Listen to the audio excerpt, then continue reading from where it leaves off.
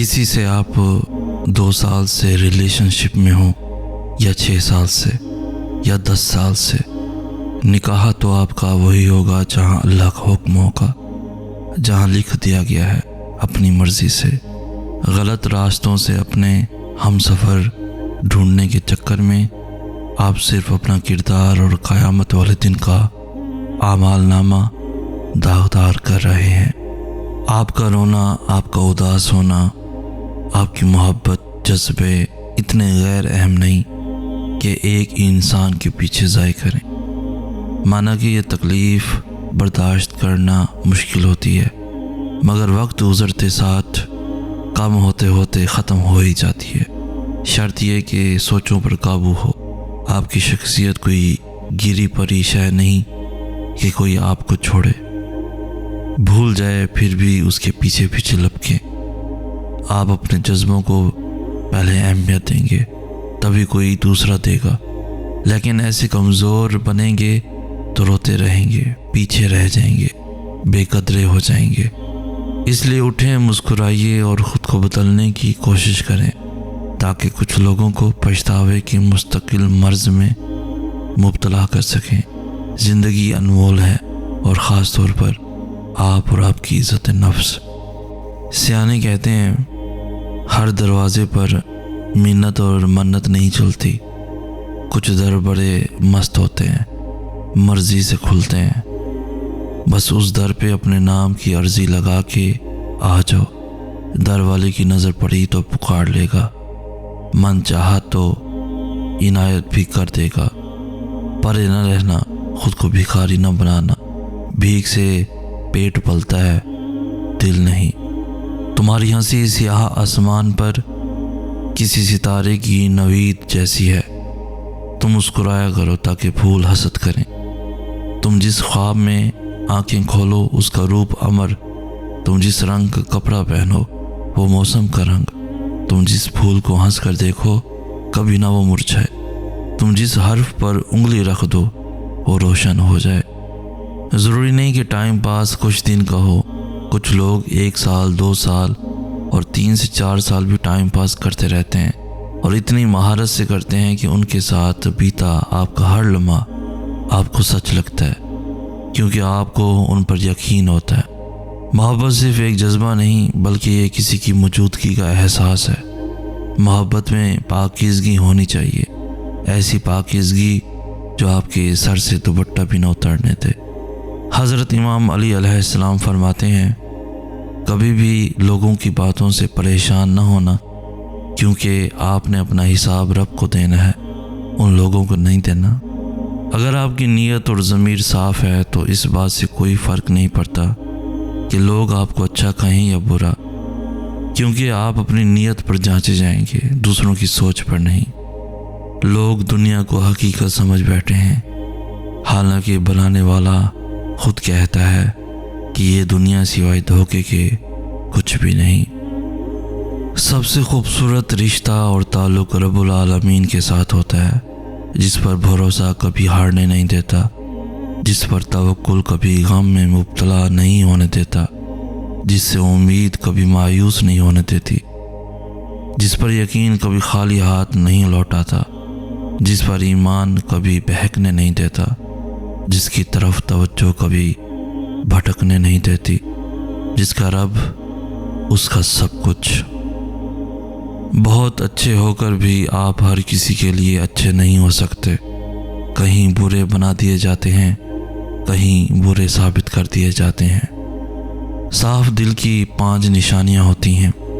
بہت جلد جذباتی ہوتا ہے، دوسرا اس کا غصہ تھوڑی دیر کے لیے ہوگا، تیسرا وہ ہر رشتہ دل سے بنائے گا، چوتھا وہ بہت حساس ہوگا، پانچواں وہ چھوٹی چھوٹی باتوں پر بھی ناراض ہوگا۔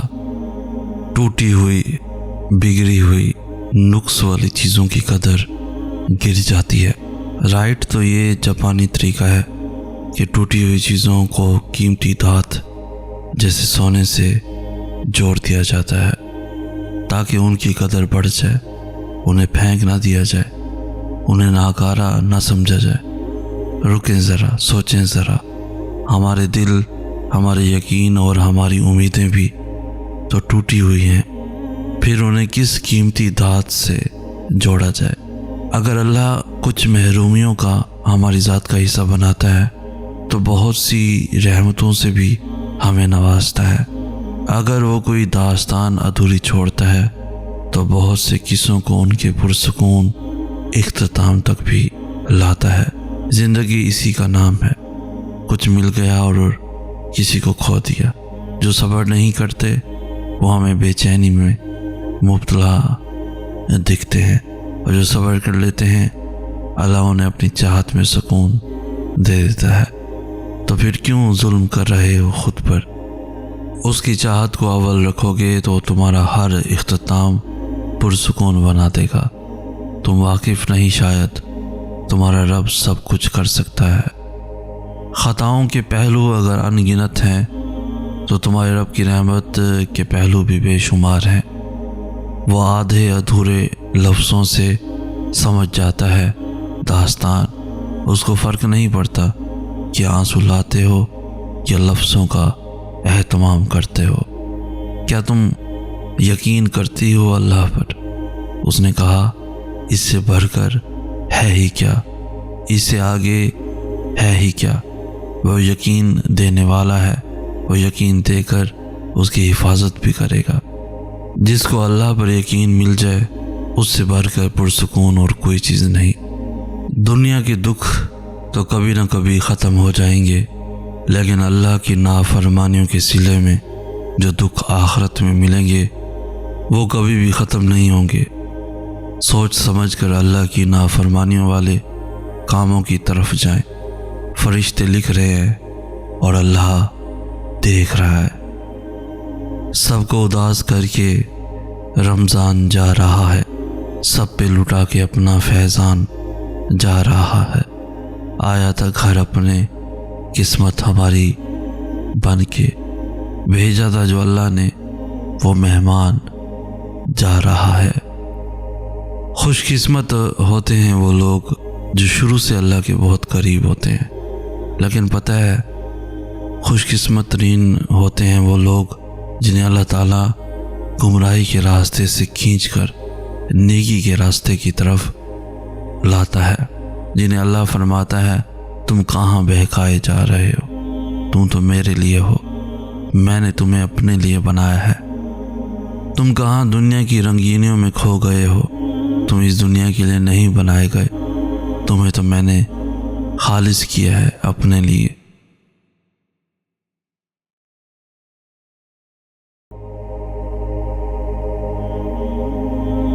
اس کی چاہت کو اول رکھو گے تو تمہارا ہر اختتام پرسکون بنا دے گا۔ تم واقف نہیں، شاید تمہارا رب سب کچھ کر سکتا ہے۔ خطاؤں کے پہلو اگر ان گنت ہیں تو تمہارے رب کی رحمت کے پہلو بھی بے شمار ہیں۔ وہ آدھے ادھورے لفظوں سے سمجھ جاتا ہے داستان، اس کو فرق نہیں پڑتا کہ آنسو لاتے ہو یا لفظوں کا اہتمام کرتے ہو۔ کیا تم یقین کرتی ہو اللہ پر؟ اس نے کہا، اس سے بڑھ کر ہے ہی کیا، اس سے آگے ہے ہی کیا۔ وہ یقین دینے والا ہے، وہ یقین دے کر اس کی حفاظت بھی کرے گا۔ جس کو اللہ پر یقین مل جائے اس سے بڑھ کر پرسکون اور کوئی چیز نہیں۔ دنیا کے دکھ تو کبھی نہ کبھی ختم ہو جائیں گے، لیکن اللہ کی نافرمانیوں کے صلے میں جو دکھ آخرت میں ملیں گے وہ کبھی بھی ختم نہیں ہوں گے۔ سوچ سمجھ کر اللہ کی نافرمانیوں والے کاموں کی طرف جائیں۔ فرشتے لکھ رہے ہیں اور اللہ دیکھ رہا ہے۔ سب کو اداس کر کے رمضان جا رہا ہے، سب پہ لٹا کے اپنا فیضان جا رہا ہے۔ آیا تھا گھر اپنے قسمت ہماری بن کے، بھیجا تھا جو اللہ نے وہ مہمان جا رہا ہے۔ خوش قسمت ہوتے ہیں وہ لوگ جو شروع سے اللہ کے بہت قریب ہوتے ہیں، لیکن پتہ ہے خوش قسمت ترین ہوتے ہیں وہ لوگ جنہیں اللہ تعالیٰ گمراہی کے راستے سے کھینچ کر نیکی کے راستے کی طرف لاتا ہے، جنہیں اللہ فرماتا ہے تم کہاں بہکائے جا رہے ہو، تم تو میرے لیے ہو، میں نے تمہیں اپنے لیے بنایا ہے۔ تم کہاں دنیا کی رنگینیوں میں کھو گئے ہو، تم اس دنیا کے لیے نہیں بنائے گئے، تمہیں تو میں نے خالص کیا ہے اپنے لیے، تم تو میرے چنے ہوئے ہو۔ اور جو اللہ کے خالص سے کیے ہوئے ہوں یا چنے ہوئے لوگ ہونا، وہ بہت ہی خوش قسمت ہوتے ہیں۔ ہمارا رب اپنے بندوں کی مایوس ہونے سے ہنستا ہے۔ یہ بہت خوبصورت حدیث ہے جس میں اللہ کے ہنسنے کی صفت کا ذکر ہے۔ ہمیں اس حدیث سے یہ سبق ملتا ہے کہ کبھی مایوسی کا شکار نہیں ہونا، کیونکہ اللہ تعالیٰ نے بس آزمانا ہوتا ہے اور آخر حالات بدل کر رہتے ہیں، اور تم کیا جانو کہ وہ وقت قریبی ہے۔ رسول اللہ صلی اللہ علیہ وآلہ وسلم نے فرمایا، ہمارا رب اپنے بندوں کے مایوس ہونے سے ہنستا ہے، جبکہ اللہ کی طرف سے ان کی حالت بدلنے کا وقت قریب ہوتا ہے۔ وہ کہتے ہیں، میں نے عرض کیا، اللہ کے رسول، کیا رب ہنستا ہے؟ آپ صلی اللہ علیہ وآلہ وسلم نے فرمایا، ہاں۔ تو میں نے عرض کیا، تب تو ہم ایسے رب کے خیر سے ہرگز محروم نہ رہیں گے جو ہنستا ہے۔ جب تم اپنے آپ پر ضبط کر کے خود کو کسی ایسے کام سے روکتے ہو جو کہ تمہاری پسند کا تو ہوتا ہے مگر تمہارے رب کو پسند نہیں ہوتا، تو تم جانتے ہو اس وقت اس رب کو تم پر بہت پیار آتا ہے، اور اس لمحے وہ تمہاری دعا پر وہ کن فرما دیتا ہے۔ تم آج اس کی رضا قبول کر لو اور پھر وہ تمہیں تمہاری رضا نصیب کر دے گا۔ ایک دن تم دیکھو گے تمہاری آنکھیں تشکر کے آنسوؤں سے بھر جائیں گی، تم اپنی ہر تکلیف بھول جاؤ گے اور اللہ کے معجزوں پر حیران رہ جاؤ گے۔ تمہارے صبر کا اجر بہت حسین ہوگا۔ کن سے فیکون، وہ مقام جہاں ہر قصہ ہر شے اپنی منزل پا لیتی ہے۔ تمہیں کیا لگتا ہے تم تو مانگ بھی نہ سکو اگر وہ توفیق نہ دے، اور تمہیں اس کا بہترین اجر بھی دے گا۔ بس کبھی غلط گمان نہ رکھنا، دیر کا مطلب انکار نہیں بلکہ انتظار ہوتا ہے بہترین وقت کا۔ اللہ نے ہر چیز کا وقت مقرر کیا ہے، کوئی چیز نامقررہ وقت سے پہلے ہوگی اور نہ ہو سکتی ہے۔ تمہارا کام صبر اور شکر کرنا ہے۔ اللہ صبر کرنے والوں کے ساتھ ہے۔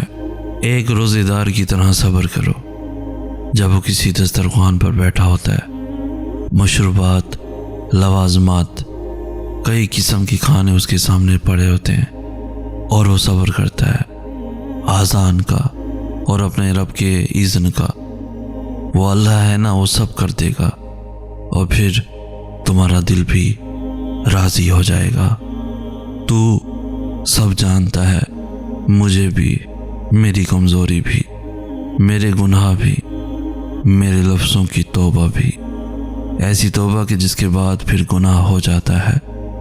میری کمزور ذات تجھ سے شرمندہ ہے میرے رب، میرے گناہ کو تیری ذات پردے میں رکھتی ہے، میرے ان گناہوں کو معاف فرما میرے رب، اور تو ہی اول ہے، تو ہی آخر، تو رحمان ہے، تجھے تیری رحمت کا واسطہ معاف فرما دے۔ گنہگار بشر ہوں اور تو ہی میرا رب ہے، تو ہی میرا اللہ ہے۔ اور پھر کچھ لوگ وہ بھی ہوتے ہیں جن کو اپنے ماضی کے گناہ نہیں بھولتے، ان کو لگتا ہے شاید اللہ اب ان کو معاف نہیں کرے گا، مگر ایسا نہیں ہے۔ وہ رب آپ سے مایوس نہیں ہوتا، وہ آپ کو معاف کر چکا ہے، اب آپ خود کو معاف کر دیں۔ بس بہت ہو گیا ہے ماضی کے پچھتاووں پر مایوس رہنا۔ یہ ساری اداسیاں، یہ پچھتاوے، یہ سب کرنے کا اب وقت گزر گیا۔ آپ بدل گئے ہیں، آپ اپنی غلطیوں سے سیکھ چکے ہیں، اور آپ کا رب آپ کے ساتھ ہے، وہ آپ سے بہت محبت کرتا ہے۔ برا وقت گزر چکا ہے اور مستقبل بہت بہتر ہوگا انشاءاللہ۔ اللہ فرماتا ہے زیادہ سوچنا، شکایت کرنا، خود پر بہت زیادہ دباؤ ڈالنا بند کرو، اس کے بجائے مجھ پر اعتماد کرو۔ تمہارا مجھ پر بھروسہ کہاں ہے؟ میں تم سے زیادہ تم سے محبت کرتا ہوں۔ میں اپنے بندوں کو مایوس نہیں ہونے دوں گا۔ اللہ کو پانا سب سے بڑی حقیقت کو پانا ہے۔ کوئی آدمی جب اللہ کو پاتا ہے تو اس کے اندر ایک ایسی بے چینی پیدا ہوتی ہے جو اس کی ساری زندگی کو ہلا کر رکھ دیتی ہے۔ وہ ایک نیا انسان بن جاتا ہے، اس کی سوچ نئے رخ پر چلنے لگتی ہے، اس کا عمل کچھ سے کچھ ہو جاتا ہے۔ وہ اپنے آپ کو قیامت کے ترازو پر کھڑے ہونے سے پہلے ہی اپنے آپ کو قیامت کی ترازو پر کھڑا ہوا محسوس کرنے لگتا ہے۔ اللہ تعالیٰ تمہیں اسی چیز سے آزماتا ہے جو تمہیں سب سے زیادہ عزیز ہوتی ہے۔ وہ تمہیں تمہاری من پسند چیز کے ہاتھوں بے بس کر دیتا ہے۔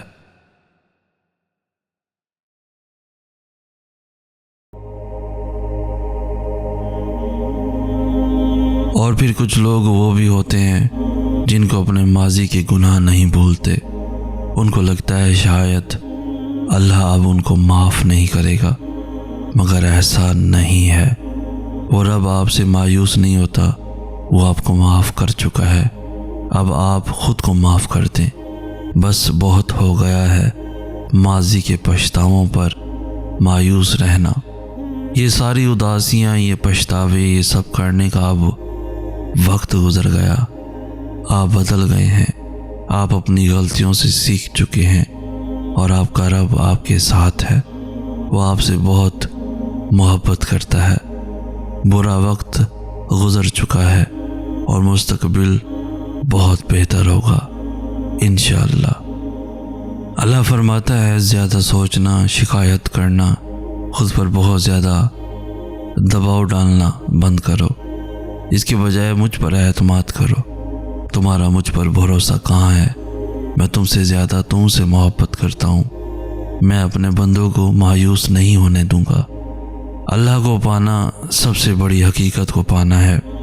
کوئی آدمی جب اللہ کو پاتا ہے تو اس کے اندر ایک ایسی بے چینی پیدا ہوتی ہے جو اس کی ساری زندگی کو ہلا کر رکھ دیتی ہے۔ وہ ایک نیا انسان بن جاتا ہے، اس کی سوچ نئے رخ پر چلنے لگتی ہے، اس کا عمل کچھ سے کچھ ہو جاتا ہے۔ وہ اپنے آپ کو قیامت کے ترازو پر کھڑے ہونے سے پہلے ہی اپنے آپ کو قیامت کی ترازو پر کھڑا ہوا محسوس کرنے لگتا ہے۔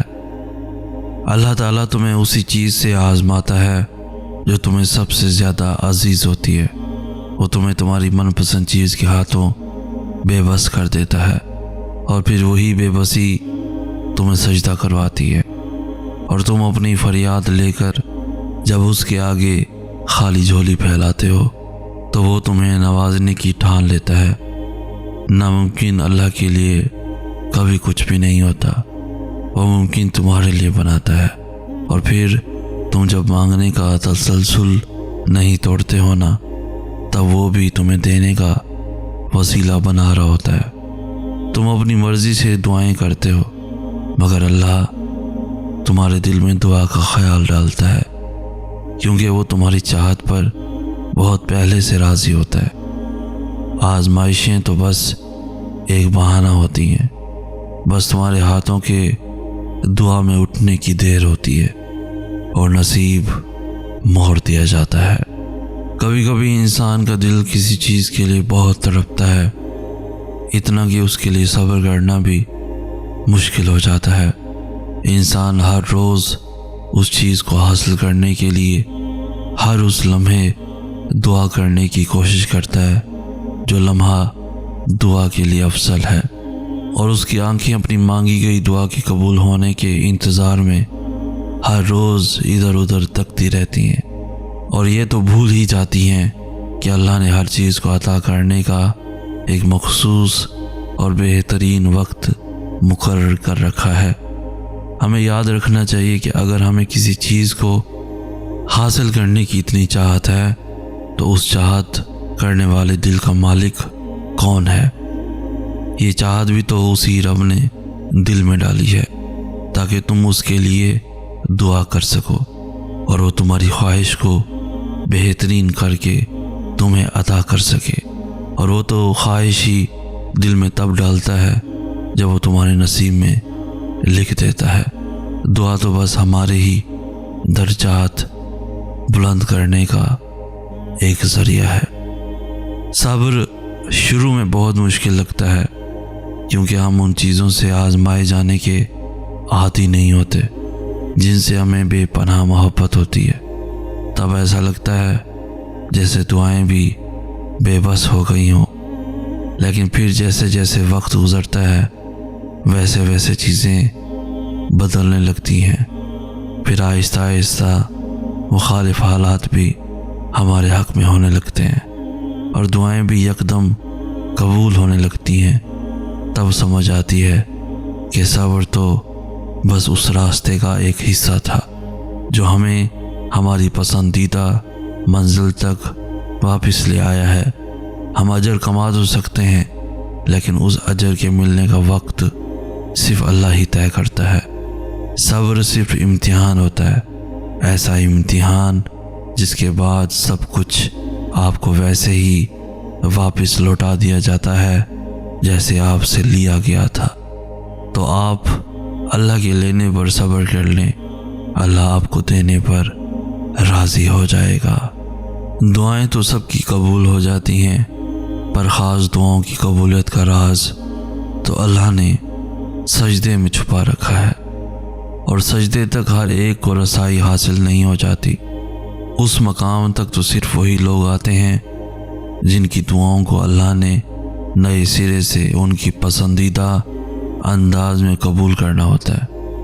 اللہ کی عطا کے خزانے تو بے شمار ہیں اور وہ تو بن مانگے بھی نواز دیتا ہے، پر سجدے کی لذت سے کسی کو آشنا کرتا ہے، اور جب کوئی سجدے میں گر کر اپنا آپ اللہ کو سونپ دیتا ہے تو پھر اللہ اس کے لیے کافی ہو جاتا ہے۔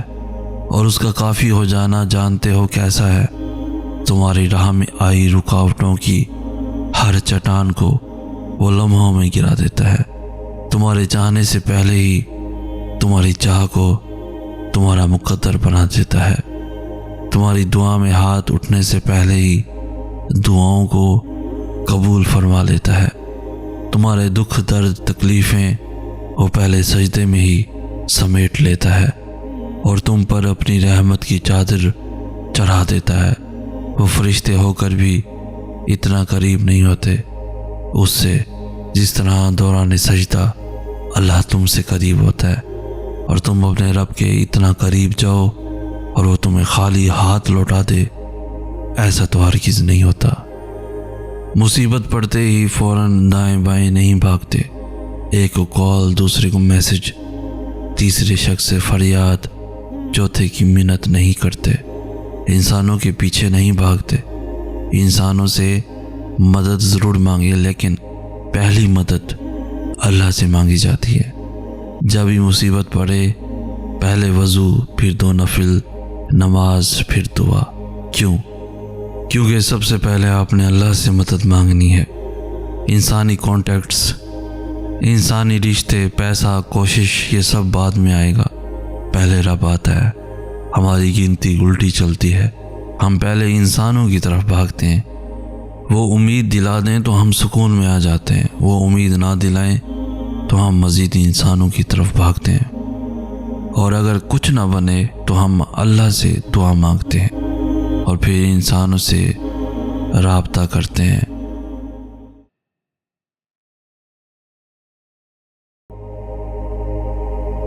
دعائیں تو سب کی قبول ہو جاتی ہیں، پر خاص دعاؤں کی قبولیت کا راز تو اللہ نے سجدے میں چھپا رکھا ہے، اور سجدے تک ہر ایک کو رسائی حاصل نہیں ہو جاتی۔ اس مقام تک تو صرف وہی لوگ آتے ہیں جن کی دعاؤں کو اللہ نے نئے سرے سے ان کی پسندیدہ انداز میں قبول کرنا ہوتا ہے۔ اللہ کی عطا کے خزانے تو بے شمار ہیں اور وہ تو بن مانگے بھی نواز دیتا ہے، پر سجدے کی لذت سے کسی کو آشنا کرتا ہے، اور جب کوئی سجدے میں گر کر اپنا آپ اللہ کو سونپ دیتا ہے تو پھر اللہ اس کے لیے کافی ہو جاتا ہے، اور اس کا کافی ہو جانا جانتے ہو کیسا ہے؟ تمہاری راہ میں آئی رکاوٹوں کی ہر چٹان کو وہ لمحوں میں گرا دیتا ہے۔ تمہارے چاہنے سے پہلے ہی تمہاری چاہ کو تمہارا مقدر بنا دیتا ہے۔ تمہاری دعا میں ہاتھ اٹھنے سے پہلے ہی دعاؤں کو قبول فرما لیتا ہے۔ تمہارے دکھ درد تکلیفیں وہ پہلے سجدے میں ہی سمیٹ لیتا ہے، اور تم پر اپنی رحمت کی چادر چڑھا دیتا ہے۔ وہ فرشتے ہو کر بھی اتنا قریب نہیں ہوتے اس سے جس طرح دوران سجدہ اللہ تم سے قریب ہوتا ہے، اور تم اپنے رب کے اتنا قریب جاؤ اور وہ تمہیں خالی ہاتھ لوٹا دے، ایسا تو ہرگز نہیں ہوتا۔ مصیبت پڑتے ہی فوراً دائیں بائیں نہیں بھاگتے، ایک کو کال، دوسرے کو میسج، تیسرے شخص سے فریاد، چوتھے کی منت نہیں کرتے، انسانوں کے پیچھے نہیں بھاگتے۔ انسانوں سے مدد ضرور مانگے، لیکن پہلی مدد اللہ سے مانگی جاتی ہے۔ جب بھی مصیبت پڑے پہلے وضو، پھر 2 نفل نماز، پھر دعا۔ کیوں؟ کیونکہ سب سے پہلے آپ نے اللہ سے مدد مانگنی ہے۔ انسانی کانٹیکٹس، انسانی رشتے، پیسہ، کوشش، یہ سب بعد میں آئے گا، پہلے رب آتا ہے۔ ہماری گنتی الٹی چلتی ہے، ہم پہلے انسانوں کی طرف بھاگتے ہیں۔ وہ امید دلا دیں تو ہم سکون میں آ جاتے ہیں، وہ امید نہ دلائیں تو ہم مزید انسانوں کی طرف بھاگتے ہیں، اور اگر کچھ نہ بنے تو ہم اللہ سے دعا مانگتے ہیں، اور پھر انسانوں سے رابطہ کرتے ہیں۔ اور اب جس نے آسمان اور زمین جیسے بڑے بڑے کام کیے ہیں، وہ آپ کا چھوٹا سا کام نہیں کروا سکتا کیا؟ اللہ سے اتنا مضبوط تعلق بناؤ کہ جس روز تم اللہ کو آواز نہ لگاؤ، اس روز اللہ فرشتوں سے کہے کہ میرے بندے کی آج آواز نہیں آئی، پتہ کرو اس کا، اور میری مدد اس تک لے جاؤ، میرا رحم اس تک لے جاؤ، تاکہ مجھے اس کی آواز آئے اور وہ مجھ سے کہے کہ یا اللہ میں ٹھیک ہوں۔ اللہ کی مدد 2 ہی طریقوں سے مل سکتی ہے، پہلا نماز اور دوسرا صبر۔ نماز میں آپ نے اپنے تمام مسئلے اللہ تعالیٰ کو بتا کے خود کو بوجھ سے آزاد کرا لینا ہے، اور پھر اللہ کی مدد کا انتظار کرنا ہے، اسے صبر کہتے ہیں۔ جب آپ ان 2 طریقوں کو اپنا لیتے ہیں تو سب سے انسٹنٹ فائدہ پتہ ہی کیا ہوتا ہے کہ آپ پینک ہونے سے بچ جاتے ہیں۔ آپ کو پتہ ہوتا ہے کہ اللہ بہترین وقت پر بہترین طریقے سے آپ کا کام سنبھال لے گا۔ لوگوں سے مدد کی امید، ٹینشن، ناکامی کا خوف، دھوکے کا خوف، ان سب پریشانیوں سے آپ بچ جاتے ہیں۔ آپ کا سارا فوکس صرف اللہ ہو جاتا ہے، اور یاد نہیں، یہی مقصد نہیں تھا آپ کے اور میرے اس دنیا میں آنے کا؟ اور صبر اور نماز سے مدد لیا کرو۔ آزمائش ایک طرح سے آپ کو مضبوط کرنے کے لیے بھی آتی ہے، جو کہ بہت ضروری ہوتا ہے۔ اللہ جانتا ہے کہ بہت کمزور ہو، اس لیے انہی چیزوں کے ذریعے آزماتا ہے جو آپ کی من پسند ہوتی ہیں، اور یقین کرو اسی آزمائش سے آپ اتنے مضبوط ہو جاتے ہو کہ کوئی آپ کو کچھ بھی بول دے آپ کو فرق نہیں پڑتا، کیونکہ آپ خود بھی مضبوط ہو جاتے ہو، اور اللہ سے آپ کا رشتہ بھی مزید مضبوط ہو جاتا ہے۔ پھر آپ سب کچھ اللہ پر چھوڑ کر بے فکر ہو جاتے ہو۔ اور یاد رہے، کبھی کبھی ہمارا صبر، ہمارا انتظار ہمیں بہت وسوسوں میں ڈال دیتا ہے۔ ہمیں لگتا ہے کہ ہمارے ارد گرد رہنے والوں کو ان کے حصے کی خوشیاں مل رہی ہیں، اور ہم بس صرف تماشائی بن کر اپنی بے بسی کا تماشا دیکھ رہے ہیں۔ شاید ہمارے نصیب میں کوئی خوشی ہی نہیں، لیکن یہ محض ہماری مختصر سی سوچ ہے، کیونکہ میرے اللہ کی رحمت کا تو کوئی حساب ہی نہیں۔ ہمارا اللہ بہتر جانتا ہے کہ ہمیں کون سی خوشی کب دینی ہے اور کتنے صبر کے بعد دینی ہے۔ ہم اکثر اپنے اللہ سے پھول مانگ رہے ہوتے ہیں اور وہ ہمیں نہیں دیتا کیونکہ وہ جانتا ہے یہ پھول ہمارے لیے بہت نقصان دہ ہے، اور پھر وقت آنے پر وہ ہمیں پھولوں کا گلدستہ عطا کر دیتا ہے۔ بے شک میرا اللہ بہت محبت کرنے والا ہے۔ کبھی سوچا ہے دوسروں کو اپنی باتوں سے حوصلہ دینے والے خود کتنا ٹوٹے ہوئے ہوتے ہیں، دوسروں کو ہنسانے والے خود اندر ہی اندر کتنا رو رہے ہوتے ہیں۔ کبھی سوچنا ان کے بارے میں بھی جو تمہاری خواہشات پوری کرنے کو اپنی خواہشات مارتے ہیں۔ کبھی سوچو ان کے بارے میں جناب جو تمہیں اپنی ہنسی دے کر تمہارے آنسو چراتے ہیں، وہ بھی انسان ہے نا، کبھی تو سوچو ان کے بارے میں بھی۔ صبر ہمیشہ بڑی بڑی آزمائشوں میں ہی نہیں بلکہ زندگی کی چھوٹی چھوٹی چیزوں میں بھی کرنا ہوتا ہے۔ کبھی کسی کا تلخ لہجہ برداشت کر کے تو کبھی کسی کے لیے اپنی چھوٹی چھوٹی خوشیاں قربان کر کے۔ اس طرح ہمیں صبر کے کڑوے گھونٹ ہر موڑ پر پینے پڑتے ہیں۔ ہمارے لیے مشکل کام یہ ہے کہ ہم برداشت ہی نہیں کر پاتے۔ ہمیں ان چھوٹے چھوٹے صبر کے نعم البدل کتنا اجر ملنا ہے وہ ہم نہیں سوچ سکتے۔ بالکل ہم جانتے ہیں کسی کے کڑوے الفاظ برداشت کرنا بے حد مشکل ہے، لیکن ہمیں اپنے رب کے لیے صبر کرنا سیکھنا چاہیے، صبر کا دامن تھامے رکھنا چاہیے۔ بے شک وہ ہمارے ہر آنسو، ہر تکلیف، ہر پریشانی، ہر صبر سے واقف ہے، اور بے شک اللہ صبر کرنے والوں کے ساتھ ہے۔ عزت اور ذلت دینے والا صرف اللہ ہے، ہم انسان کسی کا کچھ نہیں بگاڑ سکتے۔ آپ کیا سمجھتے ہیں لوگ آپ کو برا بھلا کہیں گے تو آپ رسوائے زمانہ ہو جائیں گے؟ آپ پر تہمت لگائیں گے تو آپ کی عزت چلی جائے گی؟ لوگ آپ کے بارے میں باتیں کریں گے تو آپ کبھی سر اٹھا نہیں سکیں گے؟ سنیں، لوگوں کا تو کام ہے باتیں کرنا۔ اس دنیا میں چند ہی لوگ ملتے ہیں جو آپ کے ساتھ مخلص ہوتے ہیں، اور زیادہ تر لوگ آپ کے زوال کے منتظر ہوتے ہیں، کیونکہ آپ کو جن چیزوں اور صلاحیتوں سے اللہ نے نوازا ہوتا ہے ان سے وہ محروم ہوتے ہیں۔ کسی انسان کی عزت لوگوں کی زبانوں سے بندھی نہیں ہوتی،